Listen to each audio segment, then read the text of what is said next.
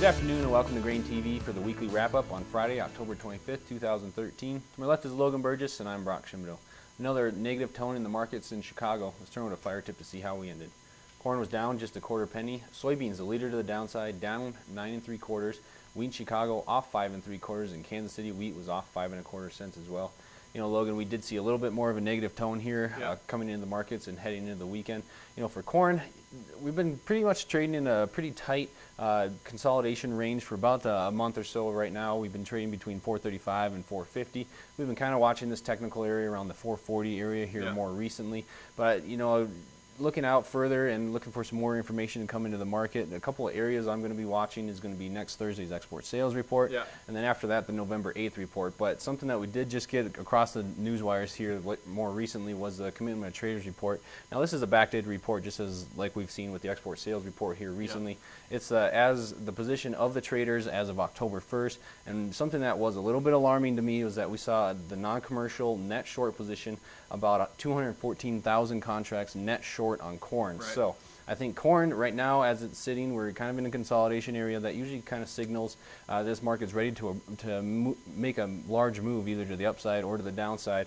And I think that this market could really be susceptible to a short covering rally, which could, you know, pop us above that trend line we've been watching, and we could head up as high as 480 right now. Yeah, certainly. You know, if we do get a good run up to 480, it might be a good opportunity to price some of that grain. You're right, Brock. You know, a lot of times in these markets, when we see a large percentage of the commercial or of the fund traders on one side of the boat, that typically means that it's time for a little bit of a reversal in the trend. Certainly, we've seen corn trade down to sideways, as you had said, really here for about the last month. So keep an eye on that. We have this trend line drawn on the chart. You can take a look here, and if you have questions about getting that trend line at your home or office, you can give us a call at the office here. Our number is 877-472-4607.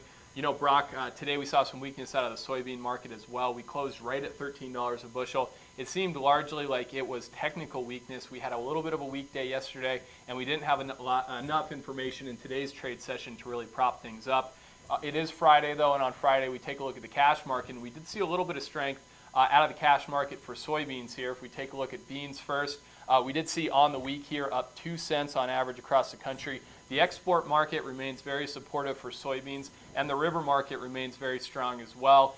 The river markets in general, we saw a lot of gains of 5 to 10 cents there. And really for soybeans, it remains the story here. There's some great storage opportunities out to January right now in that cash soybean market. But anyone looking to store beans here out of harvest, it's really important that they're going to be pricing those beans before February or March when the South American crop comes out of the fields.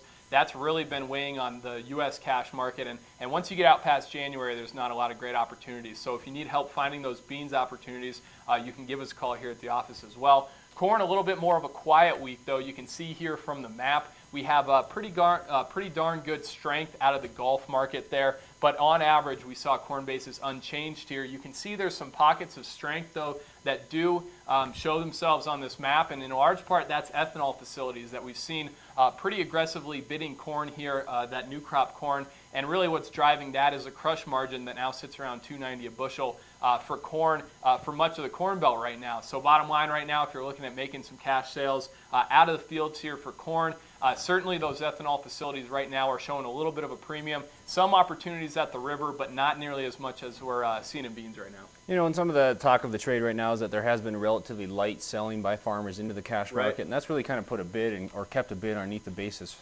levels right now.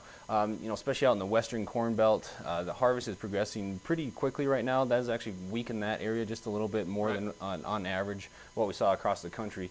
And I really think that across the country we are going to continue to see harvest pressure really push this market to the downside here a little bit. If we take a look at the weather maps, you can see that the precipitation totals are supposed to be a little bit above average than what we would normally see this time of year for the next 6 to 10 days. Not large quantities expected, but it could provide some delays. And then if we look at the temperature as well, you can see it's supposed to be just a little bit cooler as well across the country. So we could see some minor delays in the harvest activity, but as we know, soybeans are mostly going to be wrapped up here in about the next week or 10 days.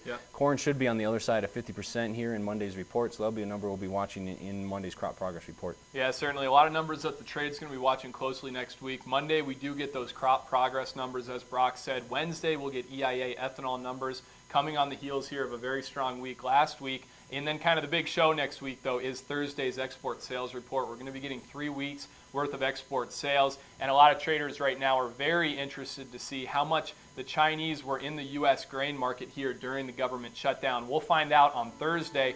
Certainly, though, kind of a weak close to the grains here to end the week. We'll have to see if we find some more fundamental strength to kind of combat some of this technical weakness we're seeing on Monday. Have a great weekend. We'll see you then.